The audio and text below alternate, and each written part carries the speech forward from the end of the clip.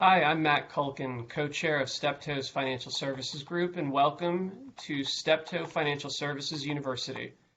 We're pleased to present a series of short, focused conversations with my colleagues from across our firm's various practice groups and offices around the world. Through Steptoe U, we will explore issues and topics that impact businesses in the financial services arena. So please visit the course offerings to learn more and check back regularly to see what we've added.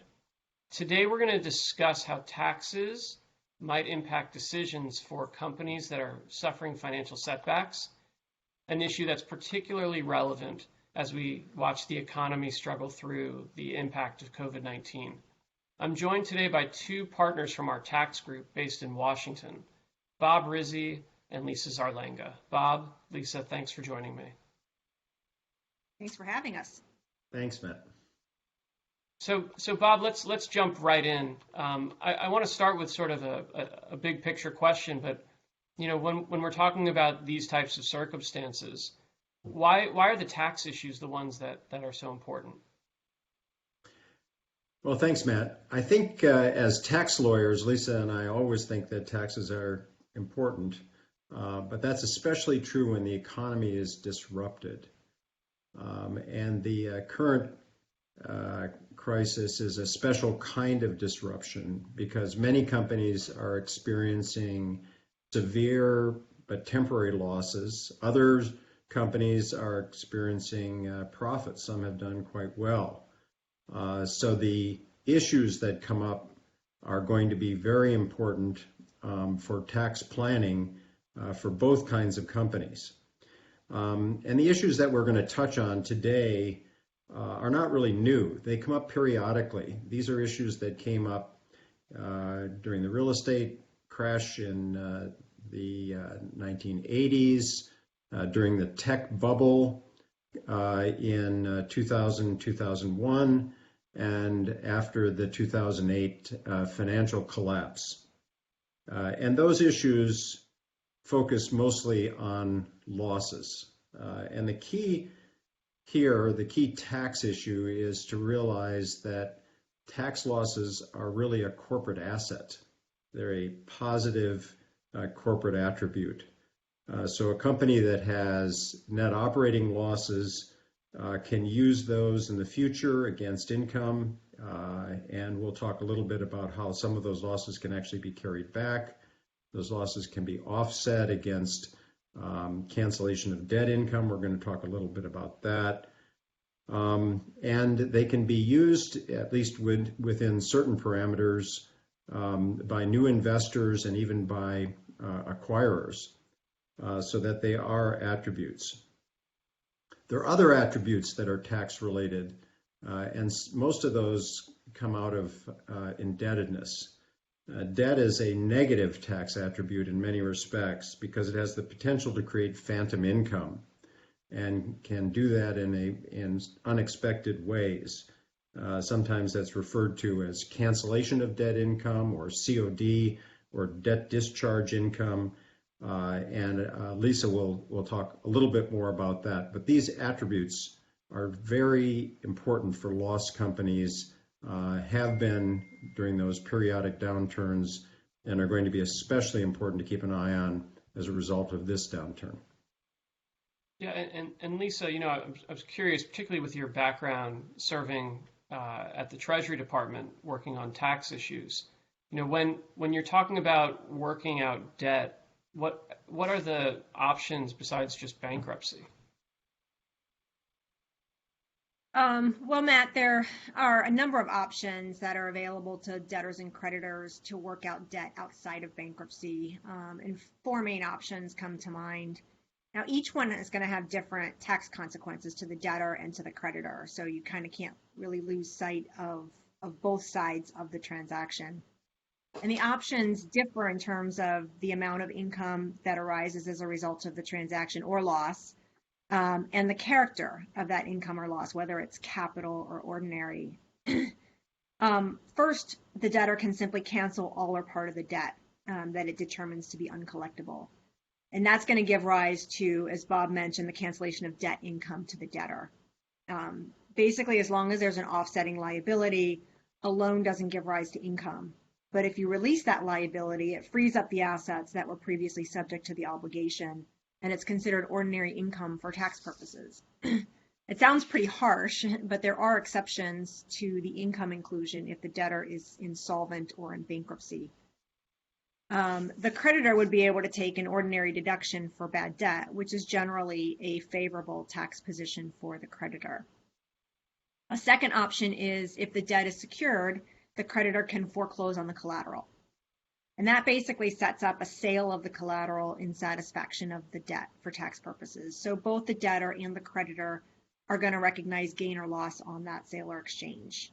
And the amount of gain or loss is going to be measured based on the fair market value of the collateral. Now, the consequences to the debtor are going to depend on whether the debt itself is recourse debt or non-recourse debt. If it is recourse, then to the extent that the debt exceeds the fair market value of the property, it'll give rise to cancellation of debt income, which, as we discussed, if the debtor is insolvent or in bankruptcy, it could exclude. Otherwise, it's going to be sale or exchange gain, which is generally going to be capital gain to the debtor.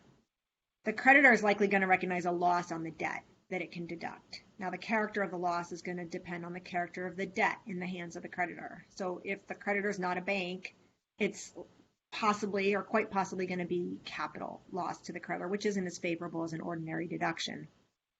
If the debtor is insolvent or in bankruptcy, as I mentioned, they're going to be better off with that cancellation of debt income as opposed to sale or exchange income.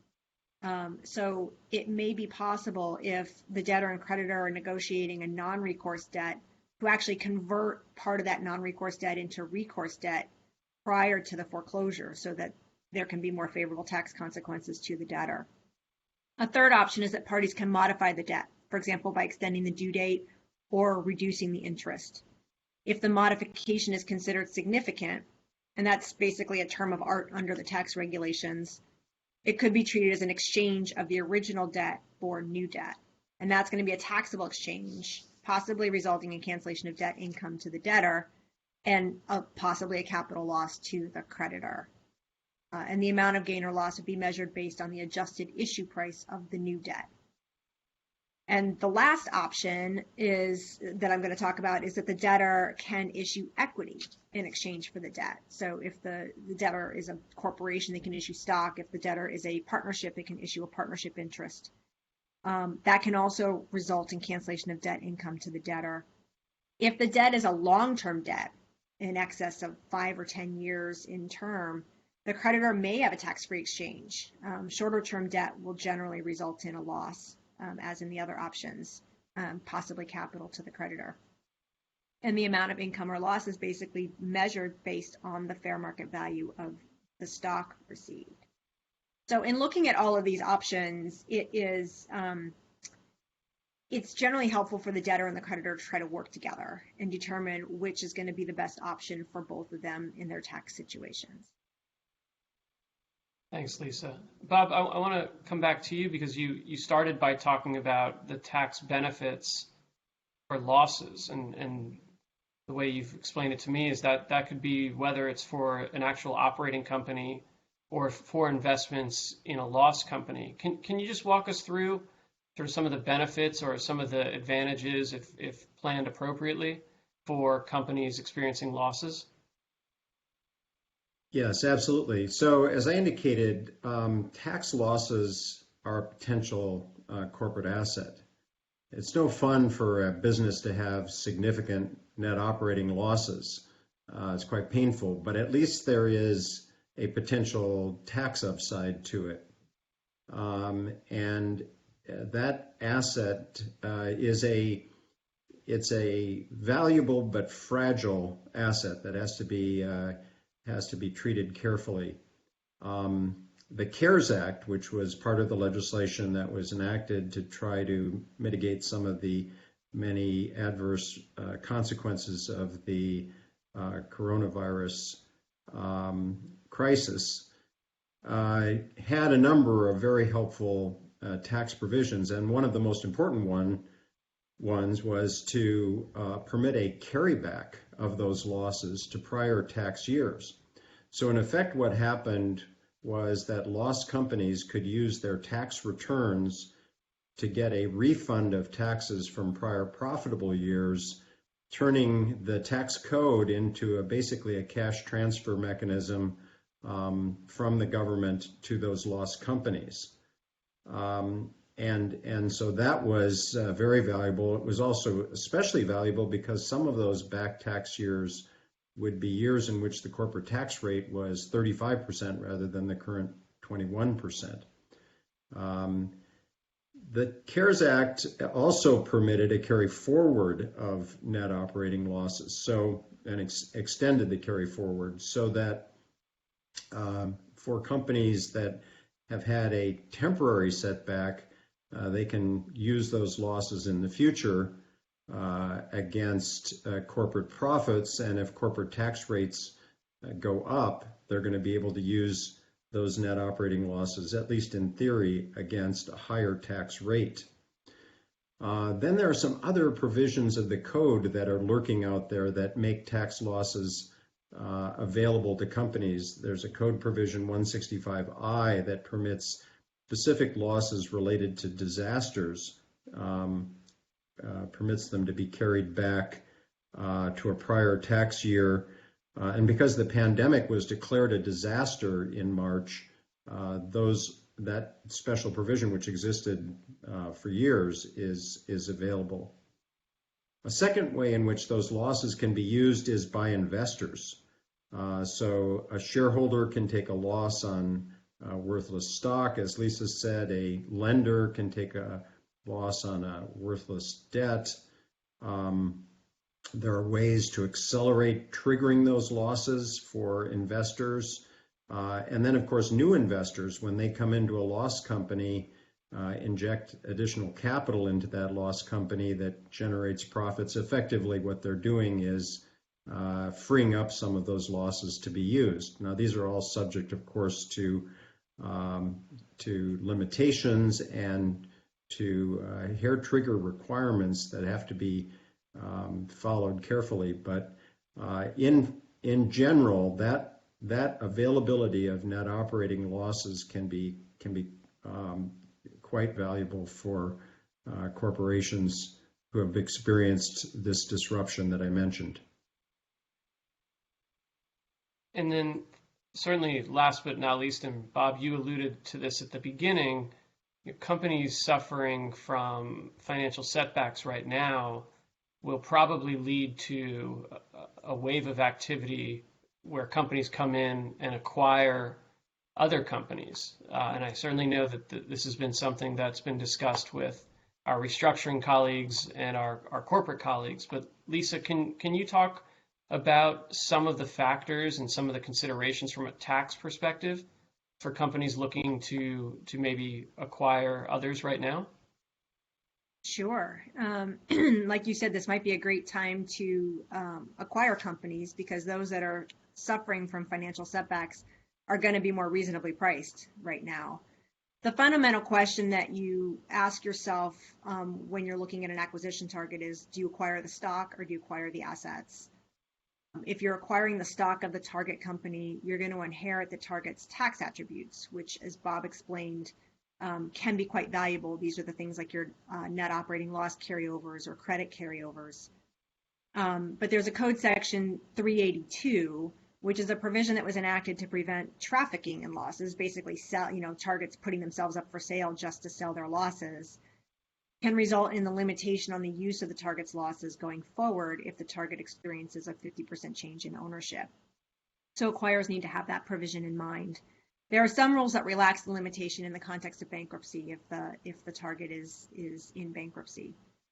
You also need to be careful of a provision that was enacted in the Tax Cuts and Jobs Act in 2017, which generally limits interest deductions to 30% of a corporation's adjusted taxable income. If the target has disallowed interest that's carried forward, it can also trigger a Section 382 limitation.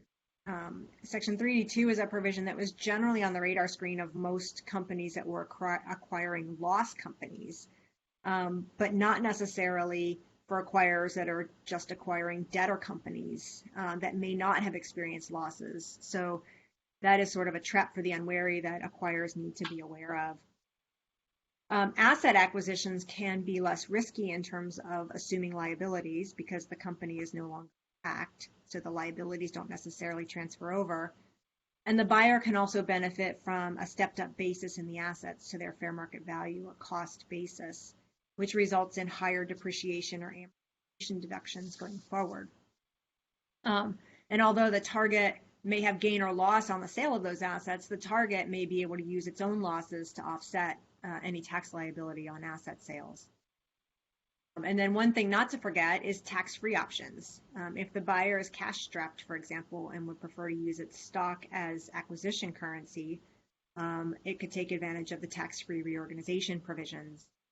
And if that reorganization is taking place as part of a bankruptcy or a similar proceeding, like a receivership or a foreclosure, the so-called G reorganization relaxes some of the requirements to obtain tax-free treatment. Those are just some of the a few things to be aware of when you're acquiring a company that could be in a loss position. So we've covered a lot in a very short period of time. I'm wondering, before I let you go, do either of you have just sort of closing thoughts that you'd like to share before we call it a day? Well, I think it's very important to think of this kind of an economic disruption as an opportunity to do planning. And anytime you do planning, you have to take into account tax considerations. And those are opportunities that only come along every few years. And now is the time to be thinking about them. I agree. And I would also advise there are many options available. And I think it's important when considering these things to get tax counsel involved early so that it can be structured in a tax optimal way. Okay. Well, we'll leave it there. Bob Rizzi, Lisa Zarlenga, thanks for joining me. That does it for this episode of Steptoe University, where we dove into the world of tax and tax planning. You can watch more of our Financial Services University videos and get more information about our practice at steptoe.com. Thanks for watching.